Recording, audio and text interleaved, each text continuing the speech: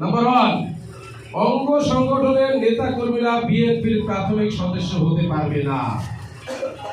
শুধুমাত্র যারা বিএনপির সাথে সম্পৃক্ত আছে এবং হতে চায় তারাই প্রাথমিক সদস্য হতে পারবে। নাম্বার 1, অঙ্গ সংগঠনের নেতা কর্মীরা বিএনপির প্রাথমিক সদস্য হতে পারবে না। যেমন যুবদল, ছাত্রদল, স্বেচ্ছাসেবক দল, 11টি অঙ্গ সহযোগী সংগঠন আছে, তারা এখানে প্রাথমিক সদস্য হতে পারবে না।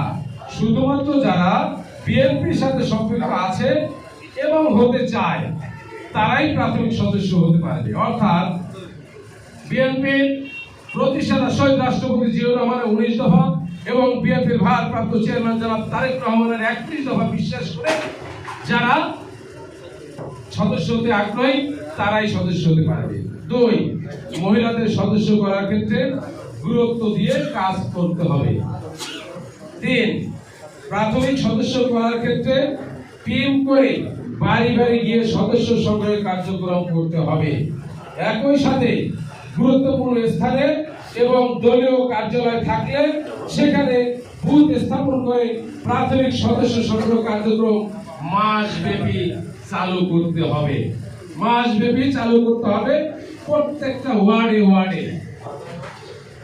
4, প্রাথমিক সদস্য হতে আগ্রহী ব্যক্তিকে দলের আবেদন ফরম পূরণ করে প্রাথমিক সদস্য পদের জন্য আবেদন করতে হবে। 5, যিনি সদস্য হতে চাইবেন তাকে নিজ থেকে 20 টাকা দিয়ে প্রাথমিক সদস্য হতে হবে। 6, যে সকল ব্যক্তিরা ফ্যাসিস্ট আওয়ামী লীগের রাজনীতির সাথে সরাসরি সম্পৃক্ত ছিল এবং আছে তাদেরকে সদস্য করা যাবে না। এই বিষয়টা কিন্তু আপনাদের সিরিয়াসলি, আপনারা যারা তৃণমূলে আছেন সিরিয়াসলি কিন্তু আপনাদের সেটা দেখতে হবে।